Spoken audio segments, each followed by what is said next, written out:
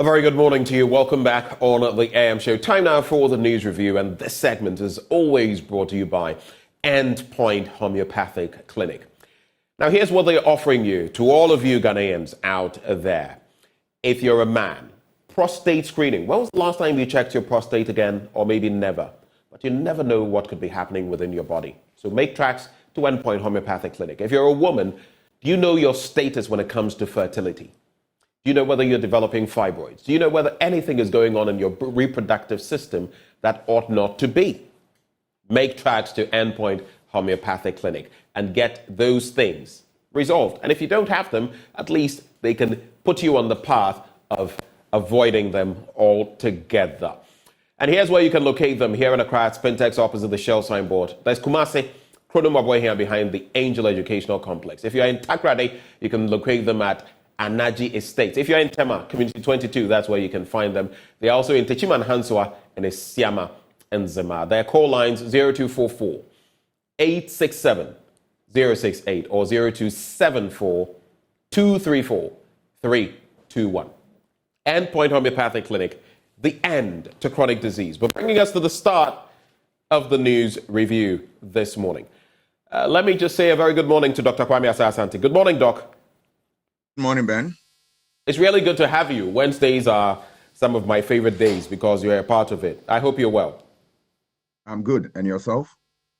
I'm also okay. The times could be better, but we thank God for the little things that sometimes people, tend to overlook.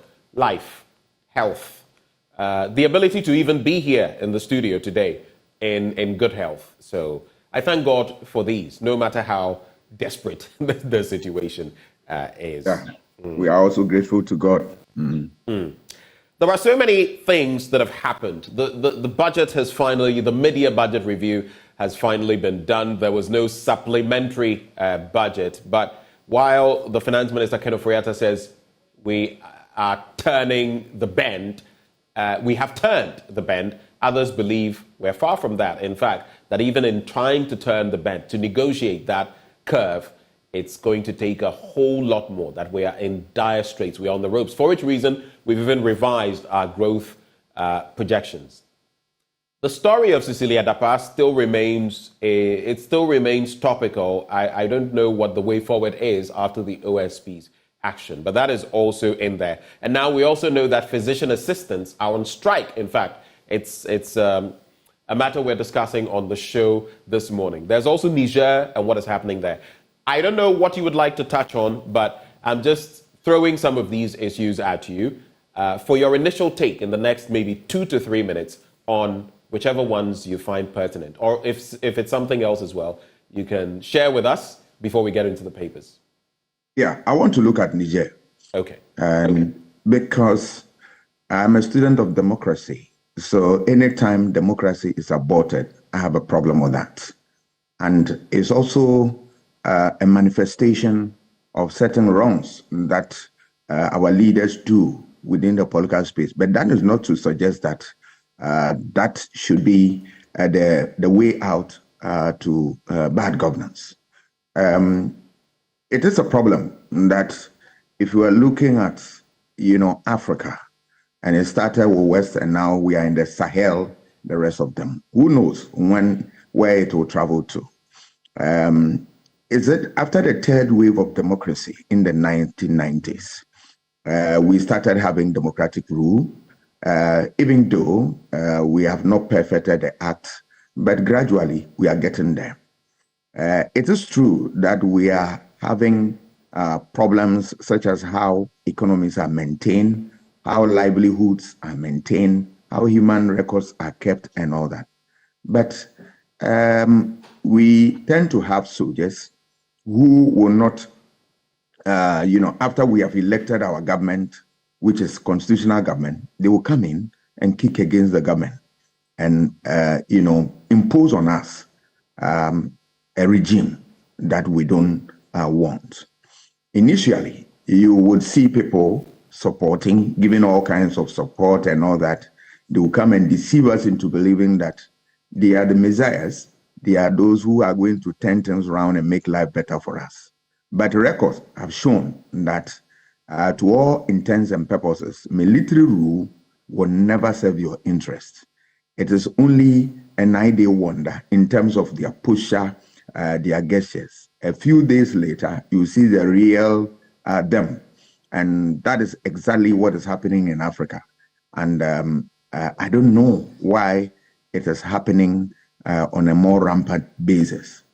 It is my hope and belief that we will strengthen governance, not to give anybody any cause to overthrow regimes, and that the people must know that no military regime will save them.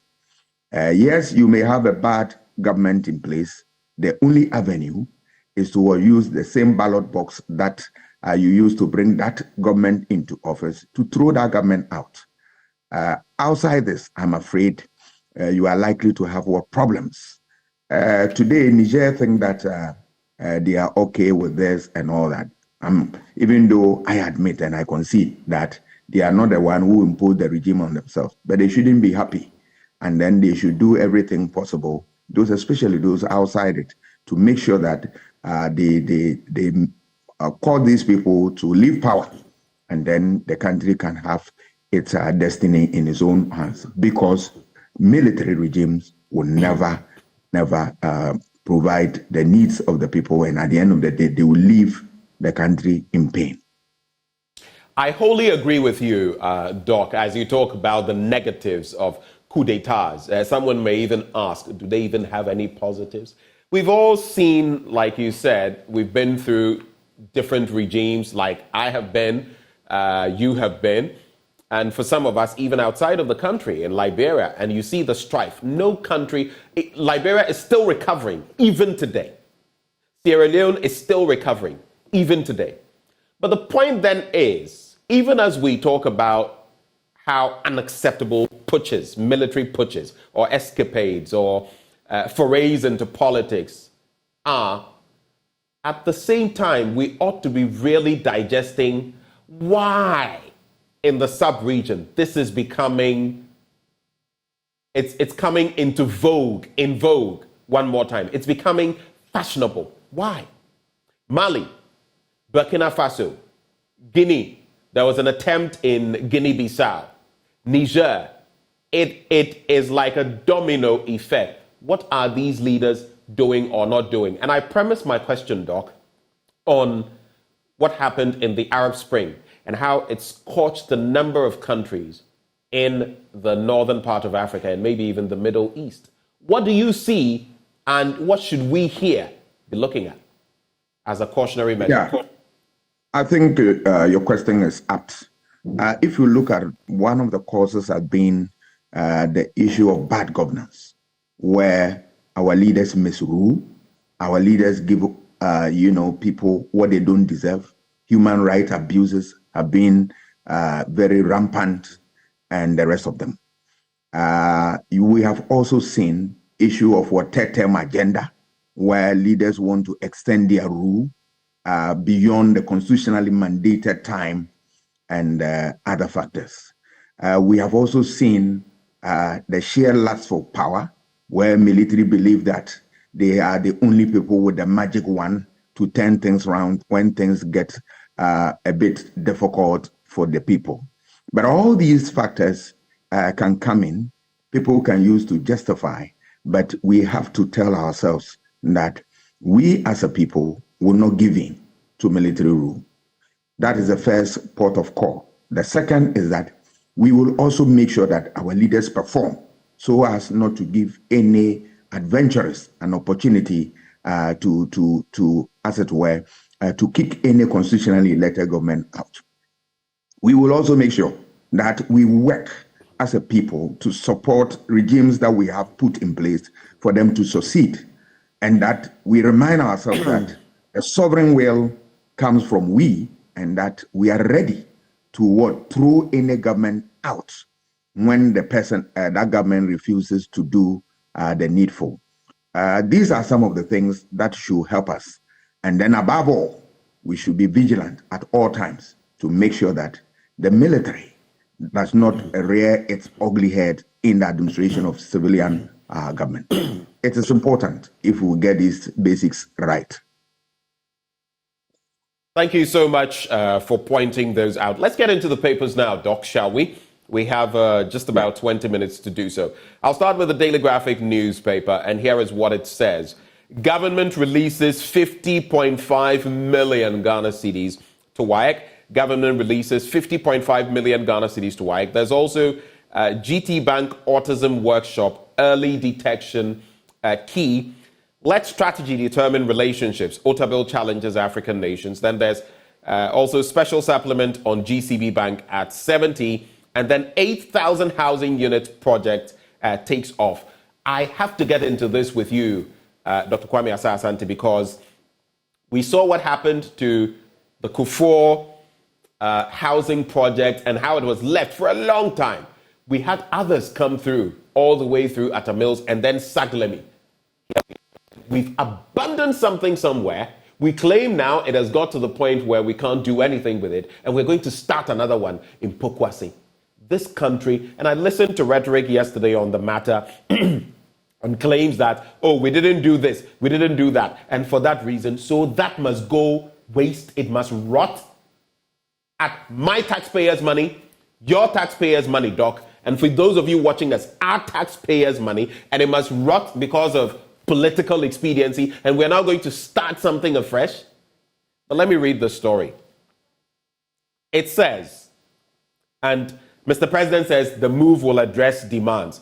This Friday, if I get to, it's a holiday, but I will still share my blunt thoughts, and this will be one of the issues I'll be talking of. I'll take you back to a certain time and what happened and how now I don't even get how things are going in this country. But President Nana Addo Dankwa Akufo-Addo yesterday cut the sod for the commencement of an 8,000 housing unit project on a 203-acre land at Pokwase in the Greater Accra region under the revised National Affordable Housing Program. And the claim is that this time it will be affordable. Now, under the program dubbed, quote, My Home, My Peace, government will subsidize housing units with land and infrastructure to absorb a critical component of the construction cost, while the private sector complements the effort by raising funds to build apartments on a cost recovery basis. Now, the project will be in two phases. The first phase, comprising 4,000, will be completed within 18 months, by which time, guess what? You see, these are my problems with projects. 18 months, by which time this administration, we could be going for an election, and who knows what will happen there.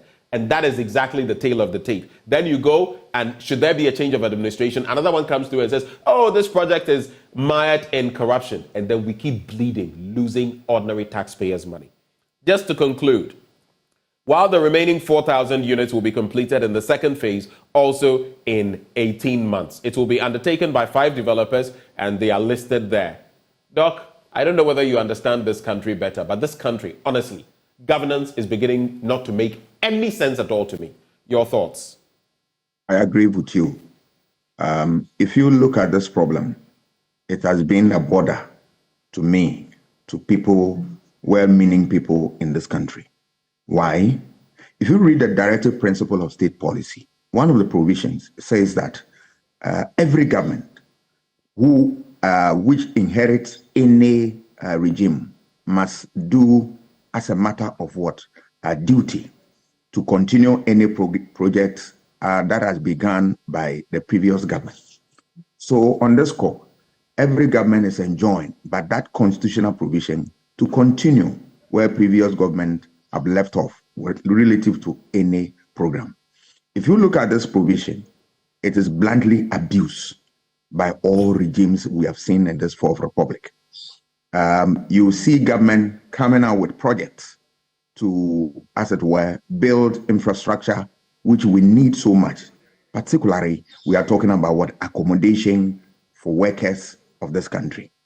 And then another regime will come in and then throw it away, will not continue, and then we'll look for another resource, only to turn around into to deceive us into believing that we are going to have a new facility that will serve the interests of the people.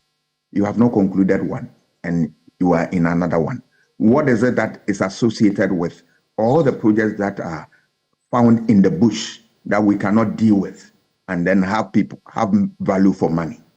I had a conversation with an economist at Legon, and he was telling me that one of our bane is the issue of what this phenomenon we are seeing, that projects that we abandon, and then new government will not want to, continue with such programs.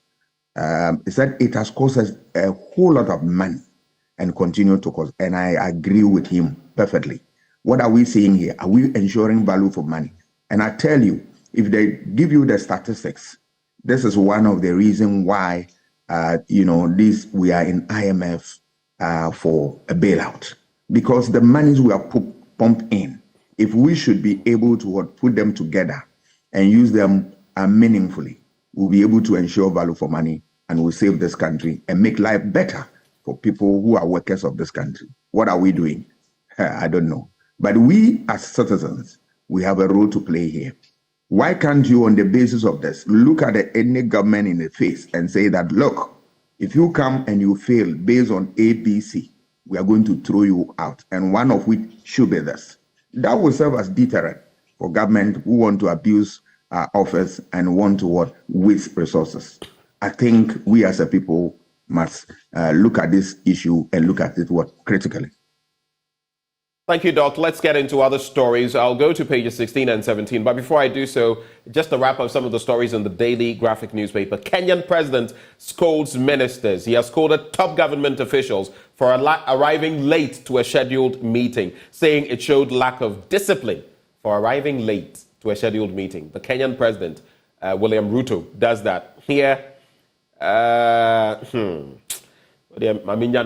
why? Even the worst things happen. And some of the things I want to talk about. Last year in September, a Rwandan minister who had been a very prominent figure, I think he was an actor among other things, became a minister. Apparently, he was found to be guilty of corruption. It wasn't even a very clear matter, but he had taken some $5,000. $5,000. I think they gave him how many years? Many, many years. And he had to refund, I think, over $50,000 worth and all of that. Here, zero accountability. No one is saying if $1 million is found in your home, you're a thief. No. But how did you get the money? No one is saying if it will take you 34 or 31 years to acquire that, even on your salary as a minister, 30,000 plus Ghana cedis, and you have that money. The question is, how did you get it?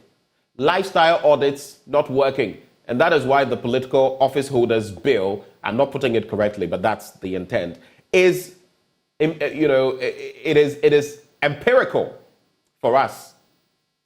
It is an imperative. I think that's the word I'm looking for. An imperative. But yeah, in other jurisdictions, we can condemn Paul Kagame. We can say whatever we like about what is happening in Rwanda, and he's been at post since 1994. Have you been there? Have you seen Rwanda for yourself?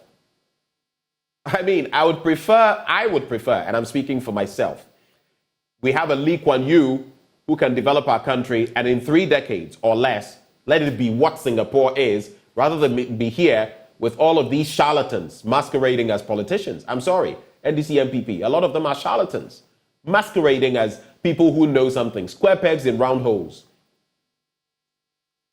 9,354 people died of HIV/AIDS last year. That's according to the AIDS Commission. And there's a big worry there, listening yesterday to the news, how a lot of people are now, they're not even aware they have it, they're transmitting it, and a lot more women are willing to, or they are having unprotected sex, which is also compounding the problem. Though, technically, there are more men who have it compared to women. But the about 100,000 or so who have it, but don't know they have it. Plus, I mean, that is just a conservative figure. That is the problem. So if you're going to do anything out there, protect yourself. I remember those days with that advert, A, B, C, D.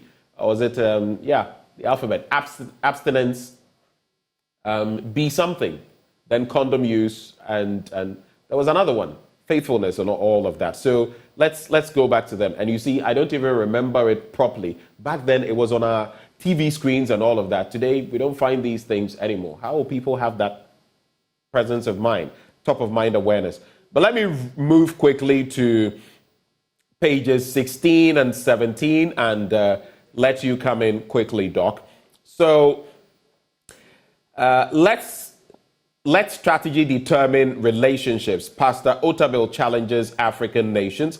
And the General Overseer of the International Central Gospel Church, Pastor Mensa Otabil, has challenged African nations and their peoples to let strategy rather than proximity define their relationships. He stressed that a person's best friend, national ally, or church did not need to be the one right next to him or her, but might involve undertaking a journey to find the right one that fits God's purpose. And he says, I believe the dry bones of Africa and the dry bones of the black man will rise again and our nations will be significant again. Yes, we all have that belief, but it will not emerge out of nothing, Dr. Mensa Otabil. And some have been taking him on a lot because they say some of his rhetoric, politically speaking, maybe has led us where we are. Abraham Lincoln says, elections belong to the people. Quick thoughts on these matters, Doc. That quote's there, Abraham Lincoln, in today's Daily Graphic. Elections belong to the people. I don't know whether they do in Ghana. Your quick thoughts. I will begin with the story which you started with, the Kenya, and you link it to Rwanda. Our inability to govern and govern well. And you ask yourself whether institutions are working and all that. That was the import of your question. I want to begin with that. My brother, it is unfortunate. We have institutions, but they are not working. If they are working, why do we continue to have corruption in our midst?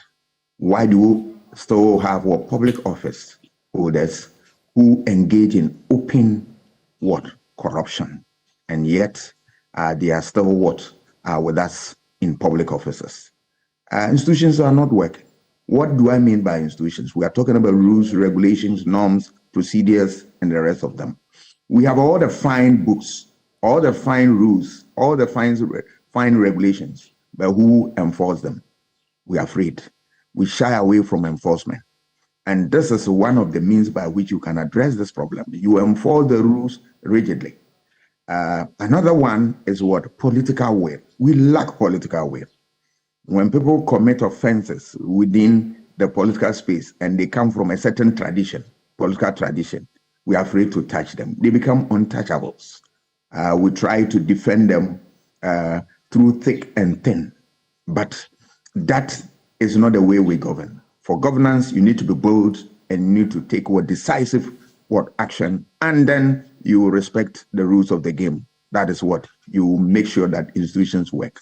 If we will lose sight of this, I'm afraid we will always come in circles and will not be able to address this problem. And that is the basic problem of this country.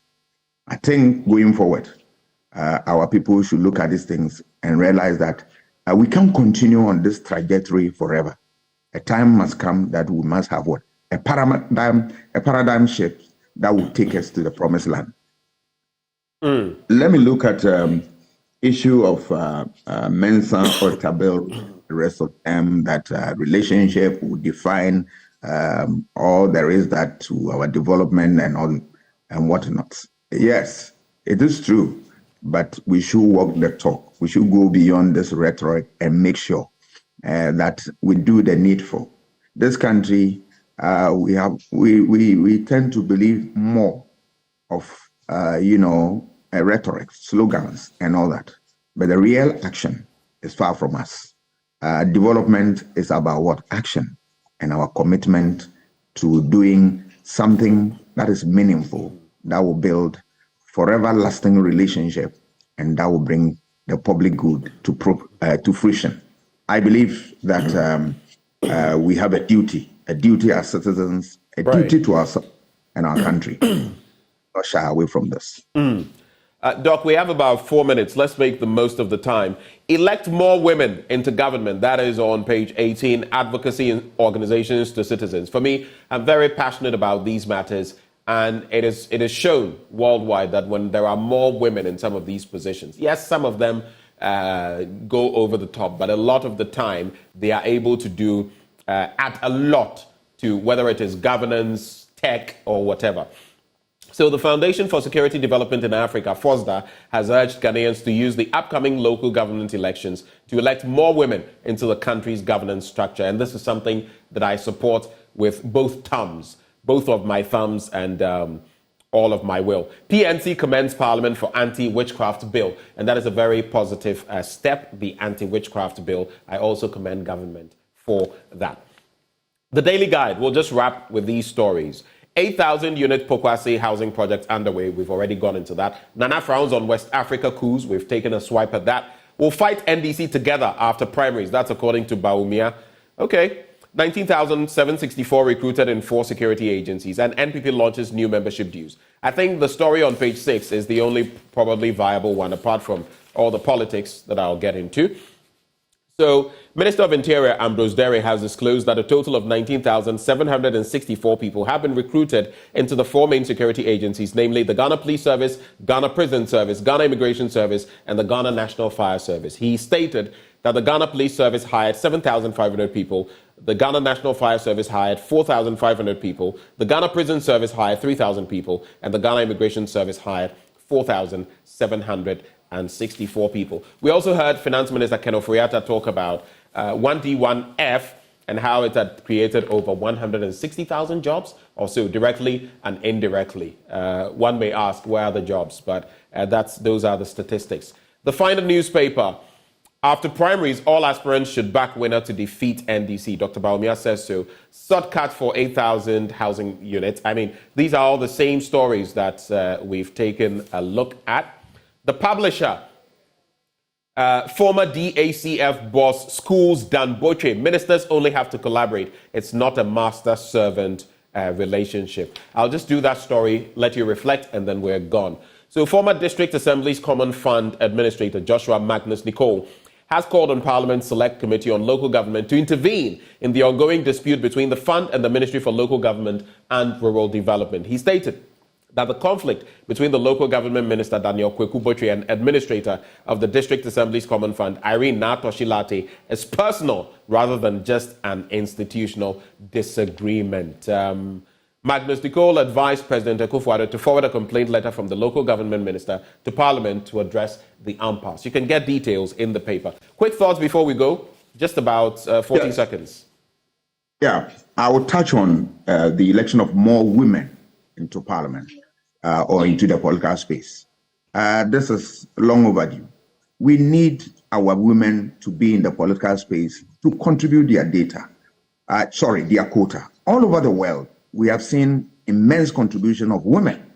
And why do we want to deny ourselves this? We have women who are meaningful, women who are of substance, and who can help to strengthen the administration of this country. We throw them away as if they don't matter. But look, when you look at advanced countries, they have built their societies based on what? The strength, the toil, the efforts of women. I think the time is now for us to act and act very fast so as to make sure that we support women. We have very responsible legislations that will make sure that women are put into positions of authority and they can help to turn things around. We should also strengthen the affirmative action programs to bring them to scratch. Right. And then above all, if we want to put them into Parliament, then we need to look at the issue of proportional representation and other forms of systems that will be able to help to get more women into the political fold. I think the time is now for us to act and act very fast. Thank you so much, Doc, for joining us this morning and sharing your thoughts with us. And I wish you the very best of the day. Thank you. On this day, I remember my own brother, Christopher. We lost you all the way back in 2009.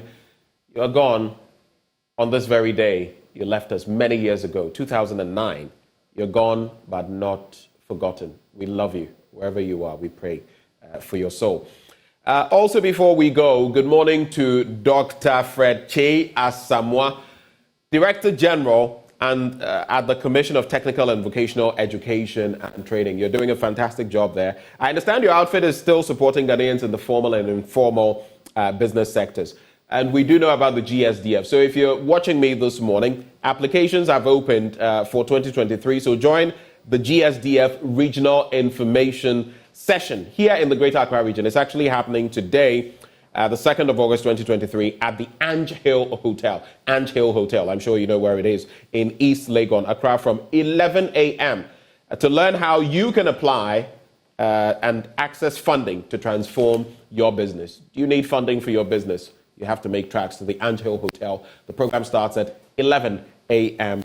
And of course, Dr. Fred Che Asamoah, Director General of the Commission on Technical and Vocational Training, will be there as well. As we go, this segment is always brought to you by Endpoint Homeopathic Clinic. They're offering you free prostate screening, free female fertility screening. Just reach out to them at any of their branches. Here in Accra, they're at Spentex, opposite the Shell signboard. In Kumasi, Kronumabwe here behind the Angel Educational Complex.